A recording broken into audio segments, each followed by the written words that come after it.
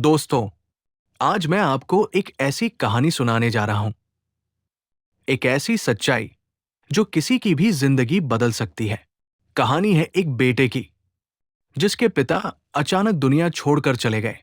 लेकिन उनकी मौत के बाद बेटे को मिला एक ऐसा खत, जिसमें ऐसा राज छुपा था जिसने उसकी पूरी दुनिया हिला दी। लेकिन दोस्तों, असली झटका तो तब लगा जब उसने उस खत को खोला।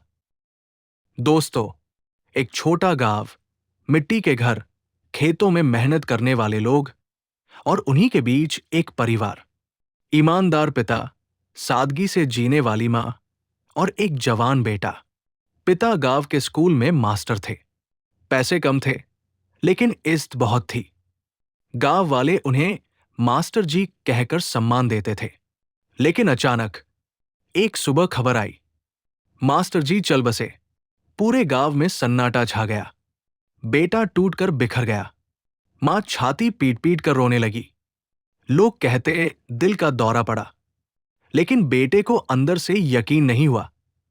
कुछ तो था जो सही नहीं था। अंतिम संस्कार के बाद बेटा पिता की पुरानी अलमारी साफ कर रहा था। अचानक किताबों के बीच से एक पुराना लिफाफा गिरा। उस पर पिता की लिखावट थी, जब मैं न रहूं तब इसे खोलना। बेटे के हाथ कांपने लगे। उसने खत खोला। खत में लिखा था, बेटा, अगर ये पढ़ रहा है तो समझना मेरी मौत अचानक नहीं हुई। इस गांव के प्रधान के पास इतना धन और ताकत है कि वो किसी को भी मिटा सकता है। मेरे पास उसके गुनाहों के सबूत हैं। ये सबूत इस गांव का भविष्य बदल सकते हैं। लेकिन सावधान, अगर ये राज सामने आया तो तेरी जान भी खतरे में होगी। खत के साथ एक पुरानी चाबी और नक्शा था। बेटे की नींद उड़ गई। सुबह होते ही वो नक्शे को लेकर जंगल की तरफ निकला। घने पेड़ों के बीच एक टूटा फूटा मकान पड़ा था।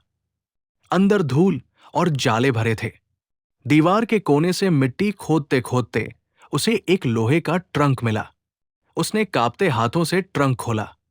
अंदर पुराने कागजात, सरकारी फाइलें, जमीन के नक्शे और पिता की डायरी रखी थी। डायरी में लिखा था, प्रधान ने गांव की जमीनें हड़प ली। रिश्वत देकर सारे कागज बदलवा दिए। मैंने सबूत जुटाए हैं, लेकिन अगर मैंने इन्हें उजागर किया तो मेरी जान जाएगी। इसलिए ये काम तुझे करना होगा बेटा। बेटा समझ गया कि पिता की मौत सचमुच हत्या थी। लेकिन अब क्या करे? वो सबूत लेकर थाने पहुंचा। पुलिस वालों ने फाइल देखी और हंस पड़े। जा बेटा, ये बड़े लोगों के मामले हैं, तुझे समझ नहीं आएगा। उसी रात प्रधान के गुंडे उसके घर के बाहर आए। उसके कान में फुसफुसाए, अगर मां की जिंदगी चाहिए तो खामोश रहना। बेटा डर गया, पर पीछे नहीं हटा। मां रोते हुए बोली, बेटा, हम गरीब लोग हैं, प्रधान से लड़कर कुछ नहीं होगा। बेटे ने मां का हाथ पकड़ा और कहा, अम्मा, अगर पिताजी डरते तो कभी ये सबूत नहीं जुटाते। अब ये मेरी लड़ाई है। उसने गांव वालों से मदद मांगी, लेकिन सब डर के मारे चुप रहे। बस कुछ बुजुर्ग और पिता के पुराने साथी खड़े हुए। तेरे पिताजी सच के लिए जिए थे, तू भी सच के लिए जीना। बेटा गांव के चौराहे पर गया और सबूत सबके सामने रखे। गांव वाले चौंक गए।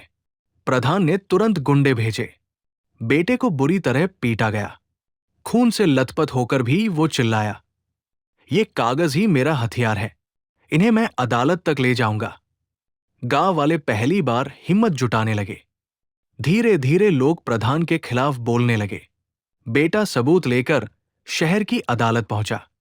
प्रधान ने पैसे और ताकत से केस को दबाने की कोशिश की, लेकिन पिता की डायरी और सरकारी दस्तावेज सबसे बड़ा सबूत बने। कोर्टरूम में सन्नाटा छा गया जब सच सामने आया। प्रधान ने रिश्वत देकर जमीन हथियाई थी और पिता को मरवा दिया था।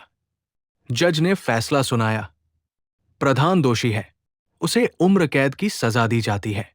पूरा गांव तालियों से गूंज उठा। सच जीत गया। फैसले के बाद बेटा पिता की तस्वीर के सामने गया। आंखों में आंसू थे, आवाज भारी थी। पिताजी, आपका सपना पूरा हो गया।